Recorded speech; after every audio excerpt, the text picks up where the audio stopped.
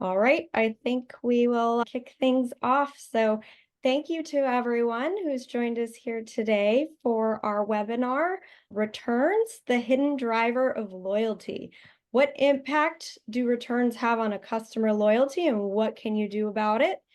In this webinar, brought to you by Optoro and Returnalyze, we'll talk with retail experts from Brooks Running and Hatch to learn how the post-purchase experience impacts the customer lifetime value. We'll look at the post-purchase experience and have panelists share their expertise on the impact that returns can make on customer loyalty and lifetime value.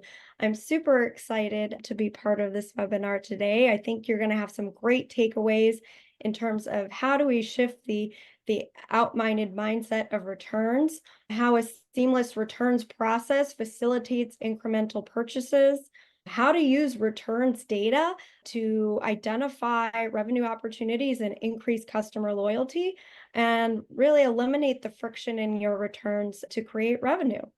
So before we get started, a couple more housekeeping items. We definitely want to hear from you throughout this conversation. So please feel free to use the chat box and submit questions. If you have a question for a specific panelist, go ahead and drop it in there as well. And if you just want to comment or find something insightful, please feel free to also place that information into the chat. So to introduce myself, my name is Christine Bradford, and I'm the VP of Customer Success here at Returnalyze. And I have a background working with retailers in the digital marketing space.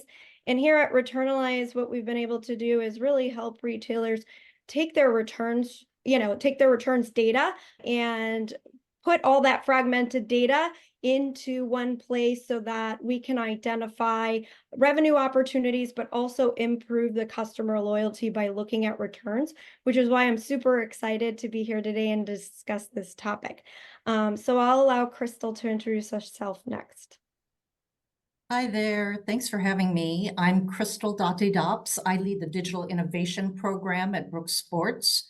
Brooks is a global company headquartered in Seattle, Washington, that makes shoes and apparel for everyone who runs or is active to help them achieve their best run or walk.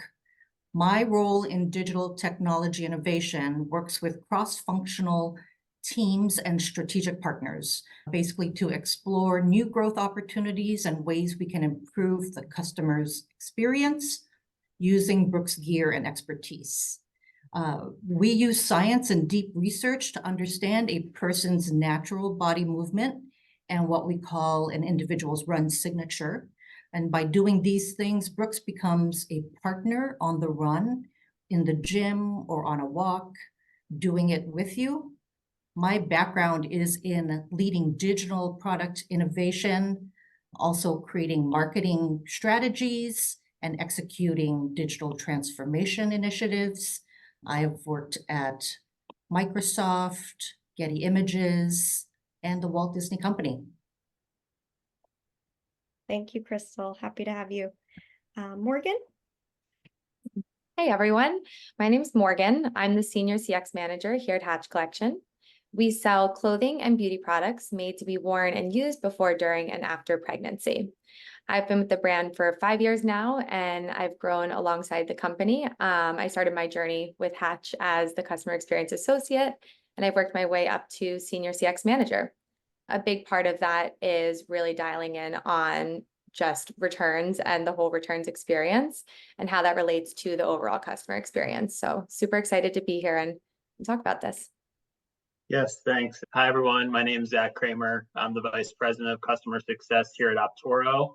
So Optoro offers a returns management system that optimizes returns for shoppers and retailers through every step of the returns lifecycle. I've been with the company for 8 years, and my team is fortunate to work with our retailer, brand, and 3PL customers to ensure that our platform is delivering on their business objectives. And customer loyalty is certainly first and foremost on that list. So super excited to chat with you all today about the role that returns plays in customer loyalty. Awesome. And if I didn't mention it, I am moderating the conversation today. So we'll be, talking about my experience in the return space and with the retailers that we work with, but also asking questions of the panelists as we move forward. So to dive right in and really address the paradigm shift that is happening today, NRF released an article recently that said that 743 billion in merchandise was returned.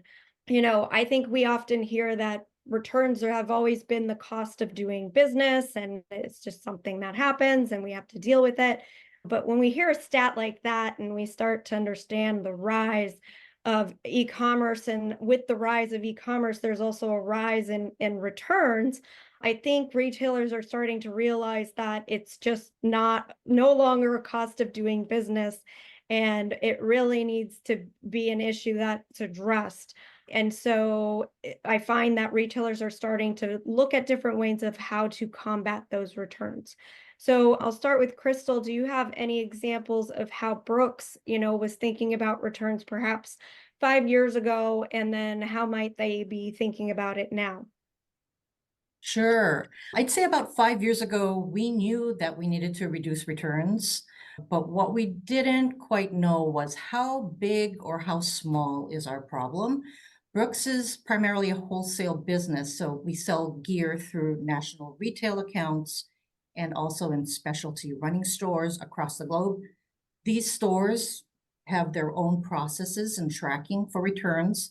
So holistically, we weren't sure what the larger impact was, but since our direct-to-consumer business has grown significantly, purchases and returns data from our brooksrunning.com site can be tracked, analyzed with the help of partners like Returnalyze, as well as action to help reduce returns, get operational efficiencies, and ultimately satisfy the customer. Great, thank you. Morgan, how about you? Yeah. So for Hatch, I would say 5 years ago, one of our biggest goals was really just optimizing the overall mail back return experience and offering our customers a seamless return site experience. Now, customers really want options and flexibility. So just that option of going through the return portal, getting the option to send it back for a refund doesn't quite cut it. So it's really looking at that process and fine tuning it so that we can offer our customers some additional ways that they can get their returns back to us, and also some different refund options. So those include offering our customers express returns. So we offer mail back returns where our customers can drop their returns off at a FedEx location. Alternatively, we offer our customers express returns. So with that option, they're able to go to a Staples location and drop their return off and get the refund right away, which is another huge focus for us at the moment. Customers really want their refunds as soon as possible. So trying to just speed up that whole entire process to get them their refunds as quickly as possible, which then leads to a positive experience and will hopefully drive them to return and shop with us again. Yeah, I think that's great. I think it speaks to the upfront process, right? So the customer facing process and the start of the life cycle of the return. But then obviously there's all the workings on the back end and of understanding, what's coming back, what got initiated. Did it all come back and be received, even though it was initiated? We often, sometimes might see things get initiated, but they don't get returned. Once you've gotten it returned, what do you do with it? I think, retailers that have that brick and mortar and online, you see this phenomenon lately of the items in the store that are like online specials because they were returned in store. And then, has it been worn? So in terms of the life cycle of returns, it really is, there's quite a bit of involvement there. So Zach, I'm going to point this question to you, but how are you looking at all of these pieces and knitting together a cohesive story in terms of the returns life cycle? Yeah, absolutely. And you hit on a lot of it. I think really we look at it through, three key touch points. So starting at the beginning, the first step is initiation, right? And the key there is offering shoppers the ability to start a return or an exchange on their own through a portal. And really, key to that is having it be seamless and self-service. Morgan can attest that, giving shoppers that ability to initiate that return on their own without needing to reach out to the customer care team and involve them in that process is key. And a second component of initiation that we look at and advocate for is really nudging the shopper towards an exchange as opposed to a refund during that initiation. And if you're able to convert some of those refunds into repurchases, you're retaining more of that revenue and avoiding those refund dollars. And so you're delighting the customer with a new item, and you're also helping your bottom line by avoiding those refund dollars. So that covers initiation, and then following it through to the next step in the life cycle, that's around return methods. And what methods are you offering to your shoppers to return those items? And Morgan hit on optionality, which is key. Different shoppers want different things. And so, the ability to offer different options and kind of meet the shopper where they are is so critical to the return method. And I'd say mail back is viewed as kind of the traditional method, but we're seeing and powering a lot of innovations in this area. There's the example that you gave, Christine, for omni-channel retailers where customers are choosing to just bring those online items directly back into stores. There's third-party drop-off options, lockers where the items can be returned, even the ability to just have those items picked up directly from your front door. So the number of methods that are out there really just expanding, exponentially. And key here is, 71% of shoppers that we've surveyed say that they prefer those drop-off options to a mail back. So they don't want the arts and craft project of finding a box and printing the label. They want the ability to just drop it off somewhere with no box, no label, and be on their way. And so the final step in the life cycle is around, receiving, conditioning, and dispositioning that item when it gets back. And so, key here is you want to get those resellable items back into stock as quickly as possible. And, this is especially important for seasonal items where you have a limited window to sell those items through. And so you really want to get those back into stock as quickly as possible. And so those are kind of the three key steps in the life cycle that we look at. There's also a lot of interconnectedness between those. And so what we advocate for is really for retailers and brands to consider all three when evaluating their overall return strategy. Great. Thanks, Zach. I think that gave a really good perspective from the role of the logistics provider, but would love to hear from Crystal in terms of, what does the life cycle look like from a retailer's perspective? Sure. So, well, I think there are different angles and perspectives to look at when returns come through. From a customer standpoint, Zach is absolutely right. Like, make it easy and convenient and speedy to get the returns through if that's what the customer wants. On the back end, like internally, you've got work to do, right? So when it comes to returns. So Brooks wants our customers to have the best fit, feel, and ride from our shoes and apparel. So I've actually been leading a cross-functional team at Brooks called the Returns Action Team, which does not make the best acronym, but it is an effective group. And it consists of product development and design, supply chain operations, research, sales, and marketing. And basically, it's every stage of the life cycle of a product. And with Returnalyze's help, we're able to look at the data and get the full picture of a return. So we can look at items coming back and ask deeper questions to understand why that item is being returned and in what condition. We can also understand how to make improvements to the product or the way that they're promoted, basically providing a satisfying experience for the customer. And in addition, we can track customer behavior post the returns experience, bringing the picture full circle and also driving re-engagement and loyalty. Great. Yeah, so I think that leads us to our next topic, which is really the core of why we're all here today, and that's to talk about customer loyalty and, how do returns really impact customer loyalty? I have a lot to say in this area before, I pass it over to some of the other panelists, but, I think there are a lot of different things that can happen within the returns process or why a customer is returning that may impact their loyalty with a brand or prevent them from coming back. So to Crystal's point, what we're able to do is monitor and understand, did something perhaps arrive too late? Did something arrive damaged? Or, for Brooks, it's really important that the shoe is intact and it does what they said it's going to do. And if the item is defective or worn or damaged, that's going to impact that customer who received that item.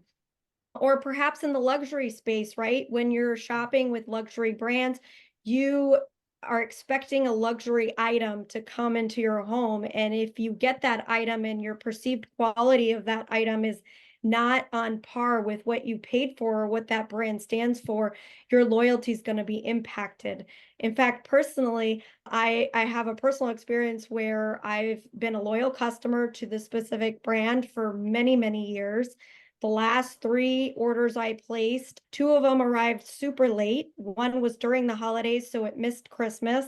The second one again was late. The last one actually got lost and never made it to me. So I had said, I'm done shopping with this retailer online and I'm only going into store for their stuff because they can't seem to get it right. The other way of looking at it too is about, what does the customer behavior tell you? So every time a customer makes a return, it's a signal to a retailer. It's telling them, why am I returning this product? And I think oftentimes, we can look at certain things, but it's really important to look at the behavior post the original purchase. When she came back, what else did she do? For another example, we were able to identify for a big national retailer that their sizing was inconsistent with their jean silhouettes. So she buys a silhouette in a size 27. She comes back and she decides, I'm going to get a new silhouette. I'm going to try the boyfriend jean. But I have to size down or I have to size up because the 27 is now not fitting me. That can create also, a poor customer experience, causing me to perhaps go on and try another brand or not return. So with that said, because I've said a lot and given a lot of examples, as I mentioned, is just passion of mine, I'd love to hear from Morgan in terms of how Hatch, how do returns impact your customer loyalty? Yeah, speaking on returns specifically, I like to look at this really from the eyes of a consumer. So when I order something online or in store, the last thing that I really want to do is go through the whole entire return process, whether that be mailing it back or dropping it off at a store. So our main goal really is offering a positive returns experience, because who wants to go through a negative returns experience or having to jump through hoops to try to return something, especially if, like you said, something arrives damaged or it arrived late. I really want to then offer that customer a great experience and be able to do it seamlessly. So there's quite a few things that we'll offer customers if they had a less than positive experience. That could be waiving the return shipping fee, offering an exchange where we go out and get that exchange order shipped out immediately so that we can get them a new piece if, let's say, the item arrived damaged. Just talking about outbound shipments, and if those are lost in transit, just making sure that we are going in and getting those reshipped or offering some kind of resolution to the customer so that we're leaving them happy. But when it comes to specifically returns impacting customer loyalty, it just comes down to a happy customer is a customer that's going to come back and shop with you. And if you're offering them a positive returns experience, that they're not having to jump through hoops or, like one of you said, an art project to go and send a return back, it's definitely going to offer them a much better experience. So that's always our main goal when it comes to returns and how that impacts customer loyalty. Great. I think it was Zach who said it was an art project. I love that one. Gotta track down the box. You gotta print the label, find tape. There's a lot of steps involved there with mailing that item back. Zach, do you want to share from your perspective how returns might impact customer loyalty? Yeah, I think Morgan hit a lot of it, so I'd add just a little bit to what she said, which is what we see with our retailers and brands who we work with is that their best customers are also their most frequent returners. Yep. And so these are shoppers who are loyal to the brand. They're willing to take risks with what they buy, and they're keeping a lot, but they're also returning. And on the flip side of that, we hear that 95% of customers are less likely to shop at a retailer again if they have a poor returns experience. So like on one hand, you have your best shoppers as your most frequent returners. And then on the other hand, they're going to churn as customers if they don't have a great returns experience. And so really returns should be viewed as an opportunity to delight your best customers. And I think that's a lot of what Morgan hit on is, using that as an opportunity to really show, that you're customer centric and you're offering them an experience that makes it easy and seamless to initiate and complete that return so that they can keep shopping with you. Absolutely. As a customer, I agree. So Crystal, for you, let's talk about what some of your loyalty drivers might be, right? Knowing that Brooks is very proud of the product that they put out in the marketplace. Yeah. So the things that drive loyalty for Brooks is to meet and exceed the experience that the customer desires. As someone mentioned, surprise and delight them in providing real and authentic value and solutions to their problems will in turn get you real and authentic engagement. So in our case, if they want to run or walk to maintain their health, or if they have a goal of running a marathon, our shoes and apparel need to be their go-to to achieve those goals. Of course, every business would love to eliminate returns completely, but if a customer doesn't love our gear or their expectations aren't met, the returns process needs to be very simple. And that process, as everyone here has mentioned, it is a prime sales driver, an opportunity to engage directly with the customer and build that relationship with your brand. Making it really easy and convenient and fast to do the return is more likely to get re-engagement again. We actually, I'm proud to say at Brooks, Forbes has a 2024 Customer Experience All-Star list, and we are the only footwear and apparel brand that made the top 20. So we're very proud of that. You should be very proud of that. That's awesome. Great. Morgan, I'd love to also hear from you as well. I think, with maternity wear, obviously that's a very special time in a person's life, and it's also a limited time in a person's, life. So interested to hear, how returns, and what are some of your biggest loyalty drivers for Hatch? Yeah. So similarly to what Crystal was noting, I would say our biggest loyalty drivers really are our products and our overall customer experience. At Hatch, our main goal is to provide our customers with quality products that they can wear before, during, and after pregnancy.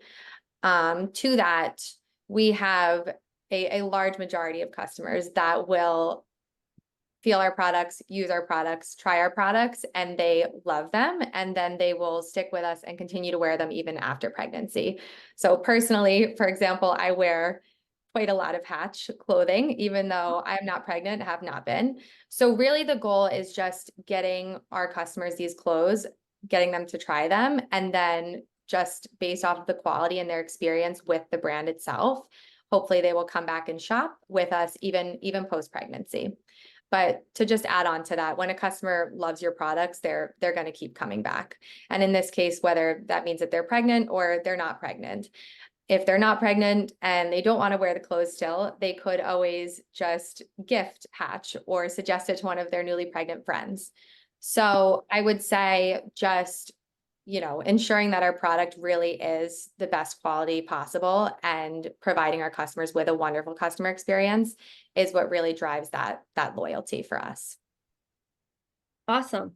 Well, I didn't know you could wear Hatch clothes before and after pregnancy. I'll have to definitely check you guys out.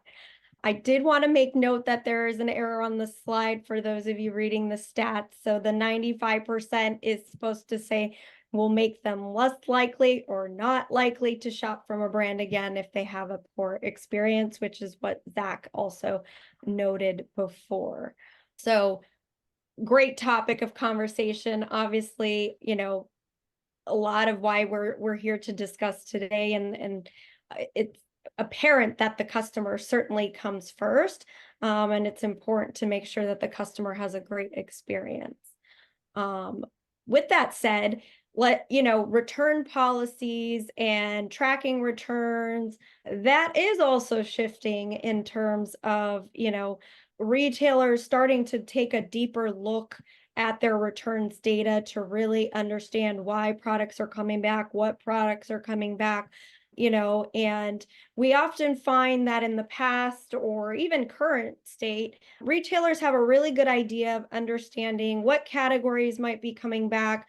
They certainly know when there's a really bad product and that's coming back consistently, but they're not perhaps looking at those deeper dimensions. So certainly where we've provided value and where we've kind of guided our customers to look at is looking at the full spectrum of data available from a returns lens. So that's not just looking at your return rates at a high level, but really understanding the return reasons made by your customers when they're filling out those forms, or even the unstructured data of customer comments or customer reviews. But then also looking at her behavior afterwards or during the process. To Zach's point, you always want to save the sale. So if you can get her to exchange that item for a different size or color and save the sale, that's great. And sometimes her exchange behavior is also telling you if there is a sizing problem with an item. Bracketing, she's trying multiple sizes and colors and determining what to keep, again, can also be an indicator of a size and fit problem. So it's not just about looking at one dimension of data, but really looking at the full story and understanding what is happening when she buys your products and makes a return. So kind of with all of that said, Crystal, I'm going to ask you, what returns data are you tracking and how are you using it today? Basically everything that you just said, right? So Returnalyze have definitely been almost an extension of ourselves here at Brooks.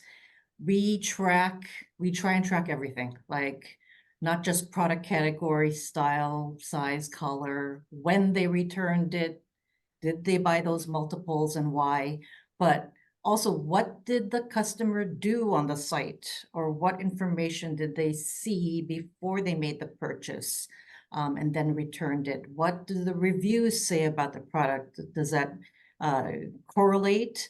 So the factory, the technology, the launch date, even, those are things that we're looking at and seeing, is there insights to be had about our products and the way that we can improve it, or on the way that we speak to it on the site.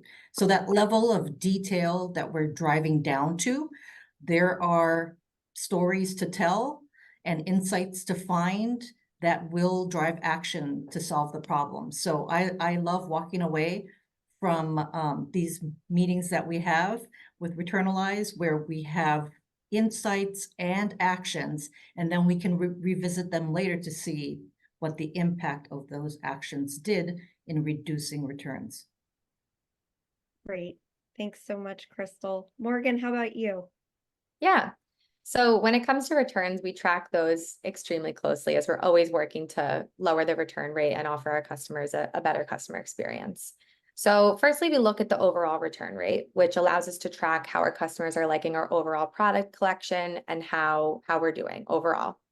Then we look at the return rate by collection, product, and at a more granular SKU level. So this really allows us to dive deeper into any product specific issues that could be happening. So if we're looking at an overall collection, for example, maybe there's a certain style issue or something wrong with that could be driving returns there. But if we're looking at it on a SKU level and we see that the majority of customers are choosing a return reason that says that it's too small, let's say, then we know that we probably have a sizing issue with that specific product, and we need to dive into that for future production runs or any similar products that we decide to offer in the future.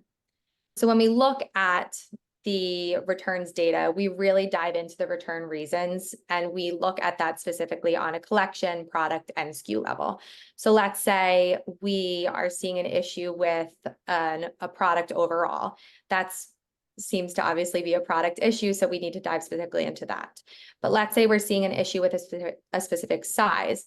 Maybe that could be a problem with the factory and the way that they made that specific pair of jeans, let's say. So really just looking at all of that data and looking at it from an overall picture, but also diving deep into any specific issues that we can find to see what we can do to improve that in the future. And then we take that information and we partner with our production teams, our design teams, and our site teams to make sure that we're really communicating all of that. So when it comes to partnering with product, it's making sure that we're not experiencing those issues in the future. When we're partnering with our site teams, it's making sure, okay, if we're seeing that a lot of customers are returning this product because of a sizing issue, maybe we need a note on the site that they should size up or they should size down so that we can get them the correct size. So really just staying on top of all that data and trying to look at it in real time so that if we're seeing issues specifically with a collection that we're only running for a specific period of time, we can then pivot and make those updates on the site so that it's super clear to our customers that, you know, they maybe need to choose a different item so that we can get them the right piece off the bat rather than them having to go through the exchange process. Awesome. Sounds like you guys have your own rat meeting similar to Crystal. Yes. That's great. Perfect. We love to hear that at Returnalyze because I mean it really is when that signal, you're right, it involves product, it involves e-com, it involves everyone within the organization. Absolutely. Zach, how about you? Yes, I think Crystal and Morgan shared a lot of great insights around, returns reduction and just sort of reacting to customer feedback, et cetera. I think, in our world, very focused on, the return is happening. And so what's the best possible outcome for the shopper and for the retailer? And so to speak on that a little bit, I'll kind of tie it back to the life cycle that I mentioned. So when you look at initiation, we want to assess how satisfied shoppers are with that self-service returns experience and what is their customer satisfaction on that experience. And usually looking for 90% plus there. That's kind of best in class for that self-service returns initiation. Also related to the initiation is, are you driving exchanges and saving that sale? So ideally looking for 20% plus of shoppers to elect an exchange instead of a refund and kind of preserve those refund dollars and that sale for the retailer. And then following that through to the return methods, we want to look at how quickly are you getting inventory back into stock or getting it back so that it can be restocked and at what cost. And so what we typically look for is, 7 days, no more than 7 days from the time that the shopper, ships the item back or drops it off to having that item be received and sent to its next best channel. And then finally, on the receiving and dispositioning side of things, do you have the capabilities in place excuse me, to get the item to its most profitable next home? And is this enabled through an automated workflow?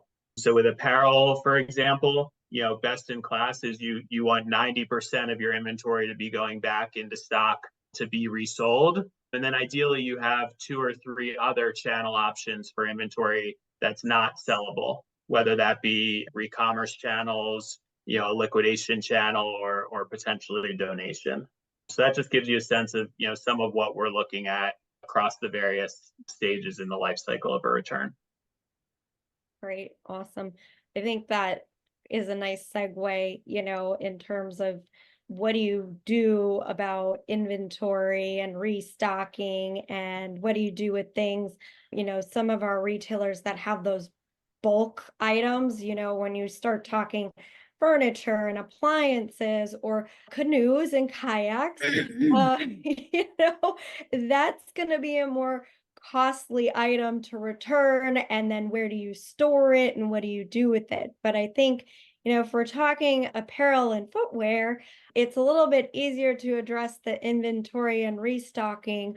I want to throw, the idea of, two different camps of what we try to use returns data to inform in the future in terms of inventory control or restocking. So if you have carryover items, so for Hatch, there might be a product that you seasonally always have on hand.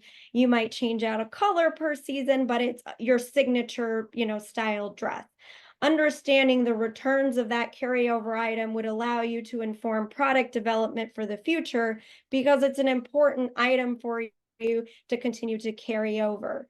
Also, returns can inform your inventory levels, how much you purchase next year, knowing how much is going to come back.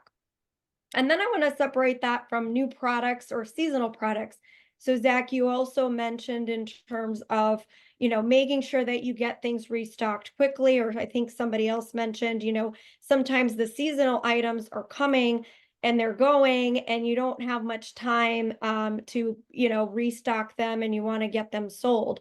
So again, flagging things very early and using returns data to flag things as they're hitting your site for that season as a new product and really addressing the problem early would also be another way to use returns to kind of manage your inventory or your new products.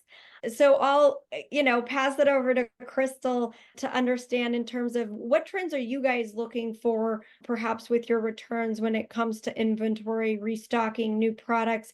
You have a very generous return policy. You let people try your products for 90 days. And obviously that creates another element of restocking once somebody's worn a product. Yeah. Yeah, we want people to be happy, and for whatever reason, if they aren't happy, then yes, return it, within that 90 days. Go on that run, travel, go on a nice walk with your family. Like, yeah, if you're not satisfied, then, there's always the return capability that is available. But when looking at trends overall, besides the obvious ones around seeing what sizes, color styles are getting returned more often, we're also starting to look at which cohorts of customers are buying certain things or returning more often than another cohort. So all those things are factors into keeping people satisfied and meeting their expectations and giving them the best run that they've ever had.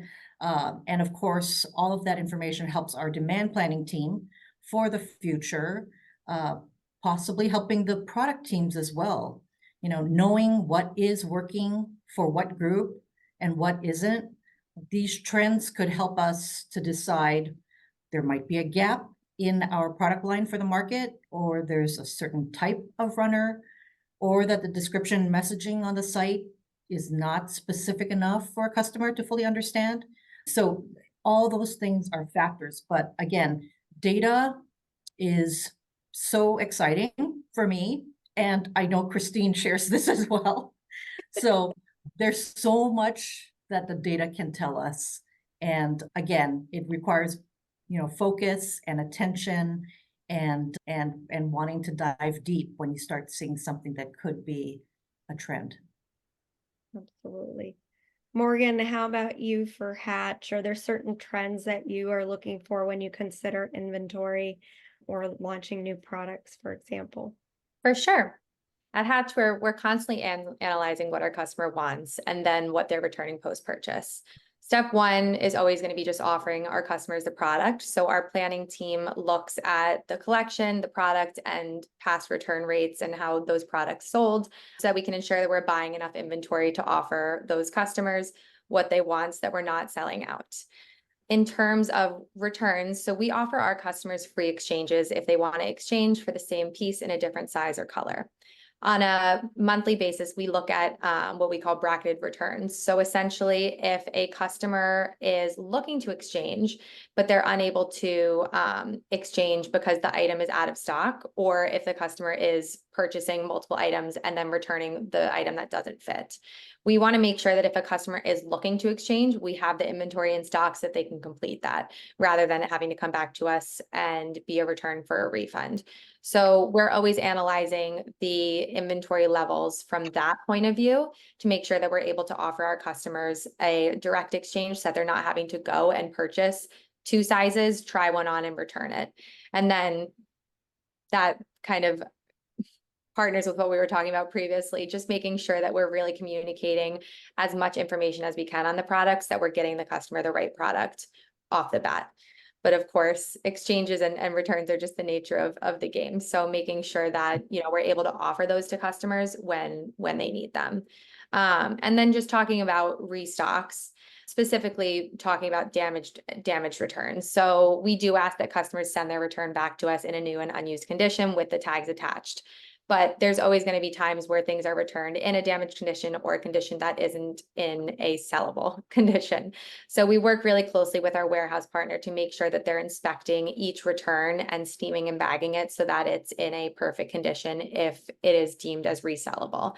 So just really making sure that we have those SOPs in place and those processes so that they can triple check that the items are in fact in a state that is sellable, so that we can then go along and restock that inventory and sell it again. Awesome. You mentioned bracketing, which is such a great data point to look at. And I think, you know, exchanges have come up a lot as well. We haven't really touched a whole lot on reviews, which is just all the buzz these days amongst retailers. As you know, you want to make sure that your customers are leaving you good reviews on your website. Sometimes those reviews may drive, you know, size guidance on your page as well. Sometimes those reviews will, if you are able to take the unstructured data and really analyze it, find problems where a customer may pick a certain return reason, but then in the reviews content, you identify that there are other issues with the item, or they just changed mind because they didn't have good enough return reasons to really leave you a proper comment. And then when you start to review the content within the reviews or return comments, you start to see other trends. So I definitely think there's a relationship between product views and reviews and returns. It's just a matter of being able to analyze that unstructured data to be able to segment it and summarize it in a way that it can be useful for the business. Crystal, what do you have to say about customer reviews and returns? Yeah, we really appreciate customer reviews. We want to hear this user-generated, you know, information. People will send us videos, images of their great run, or if something's maybe, you know, if something is not going well, they should let us know about that too. But basically, product reviews is absolutely crucial, not just for the company, but also it helps inform others like them. So if they're a casual runner or walker versus like, you know, somebody who does run a marathon or uses our shoes to do a lot of traveling, like we want to hear from them on how the products are doing, you know, as they use it or what isn't working, but hearing that voice of the customer is paramount. We find a lot of interesting information from that. And yeah, you know, the data is one thing, but again, the customer voice is also part of that data set. Awesome. That's great. All right. So coming up, we've got 10 minutes left and we still have a couple of questions.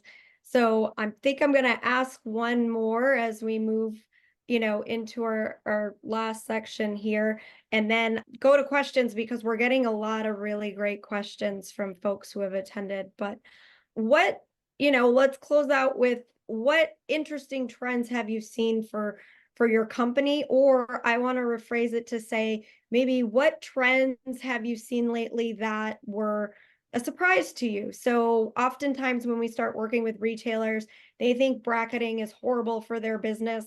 We end up telling them, actually, it's very good for your business. And did you know that she often brackets on color more than she does on size? Also, sometimes, people think that their exchange rate is much higher than it actually is.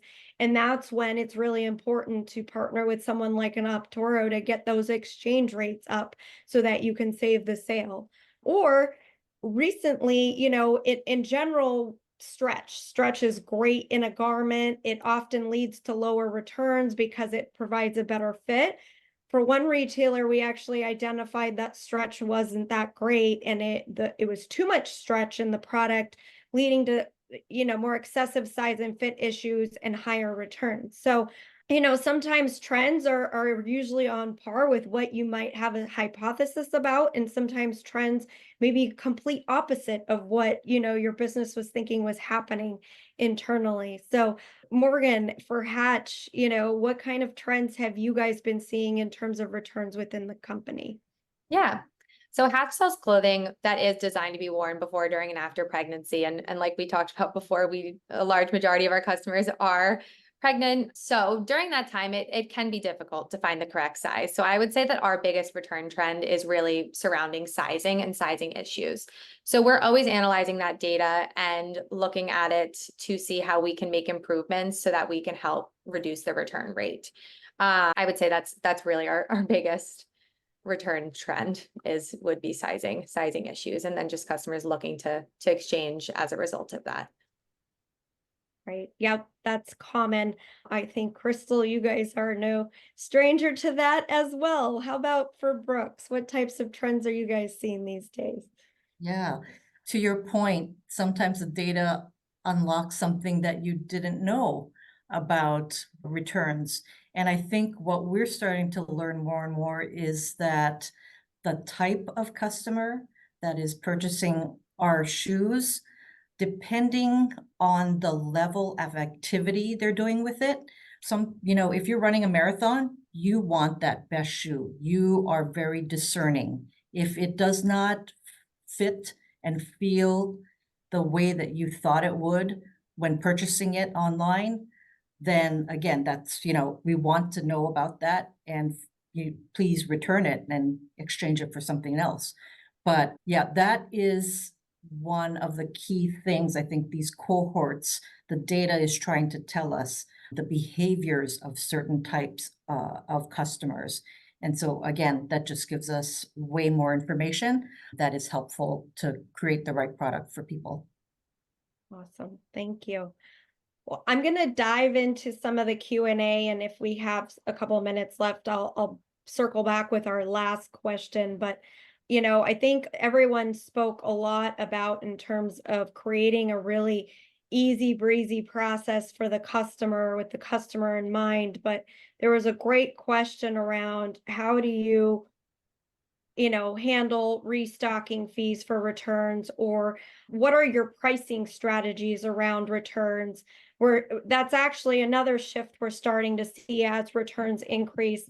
Retailers are going from free shipping, free returns to charging for returns, so absolutely great question here. Morgan, I'll start with you. Awesome. Yeah, so at Hatch, we are always driving customers to exchange. So at the moment, we offer free exchanges for the same piece in a different size or color. If a customer is looking to return for a refund, we do charge a return shipping fee, but our express returns shipping fee is lower than our mailback return shipping fee. And the reason for that is really to try to drive our customers to choose that express return option. With that being said, our customers do also receive their refund at a much faster rate with our express return option. So they're receiving that refund as soon as it is dropped off at that location, as opposed to our mailback returns where those aren't refunded until they're received and processed at our warehouse. So we're really firstly driving those customers to hopefully exchange for the same piece in a different size or color. If they want to return for a refund, they absolutely can. And then we are charging a lower amount for those express returns to really try to drive those, since the cost is much less than the mailback returns. Additionally, we do have a few return reasons that are mapped where we will just automatically waive the return shipping fee if a customer is returning for a refund. An example of that is if the customer is choosing that their item was damaged, we don't want to be charging them a return shipping fee if they have a damaged item. if an order is arriving to a customer and the item is damaged, that's already a negative customer experience.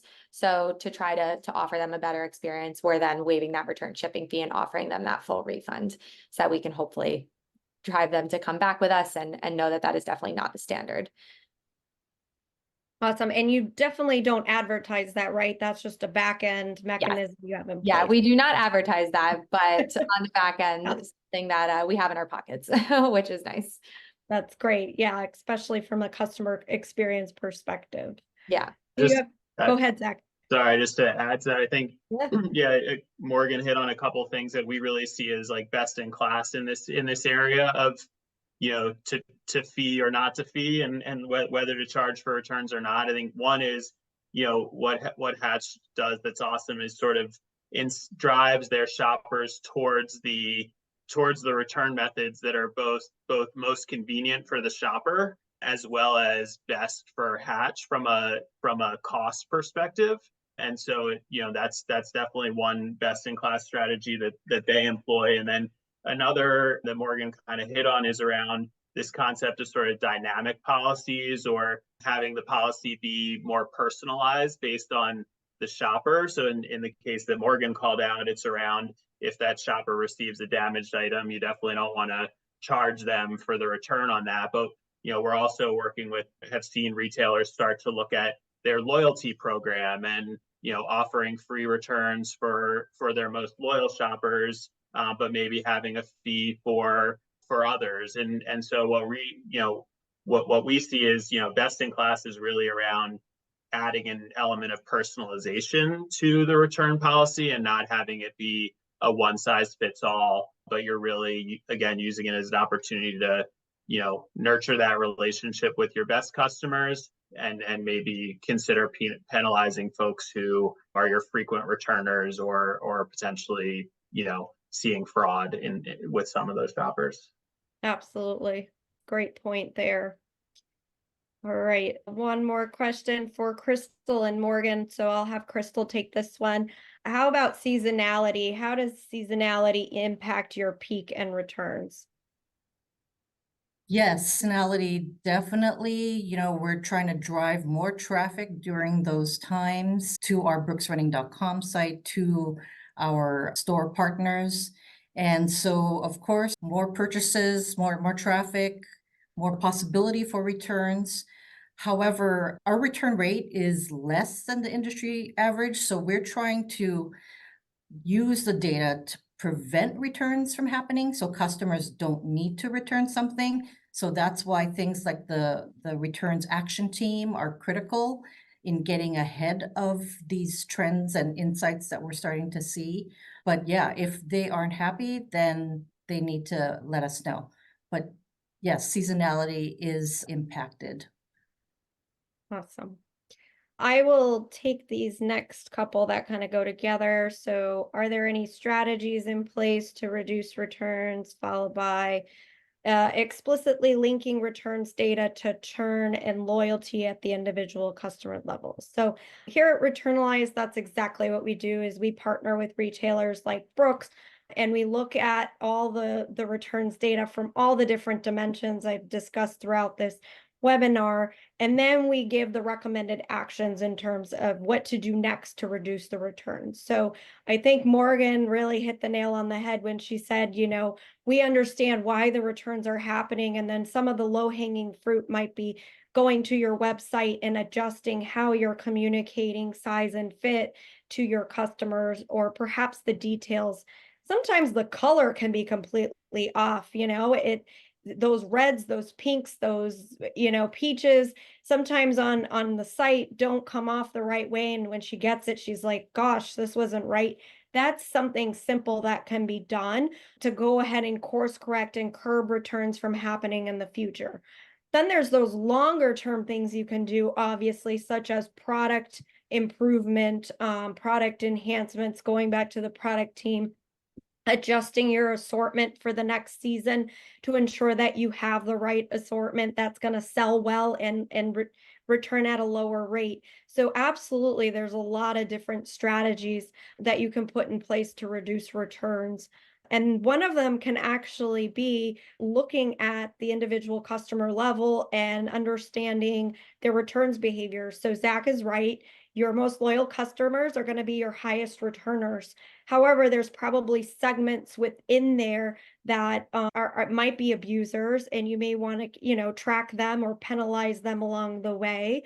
Also, we can look at returns behavior post your first time purchase, your second time purchase, your third time purchase, and understand where there is drop off on the loyalty. So what happened? Where did she buy and return, and what was her experience to eventually cause her loyalty to drop off? So that is another area of expertise that we offer, where we're able to link the customer data to the product return data and understand, how returns can cause churn at that loyalty level. Unfortunately, we only have a minute left. I do realize that there are a lot more questions coming through, and I'm super bummed that we're not able to get to them at this point in time. But if we didn't get to your question, we can certainly reach out to you. I'm sure Zach and I would be happy to answer some of these questions offline for you. But we really appreciate the participation and attendance today.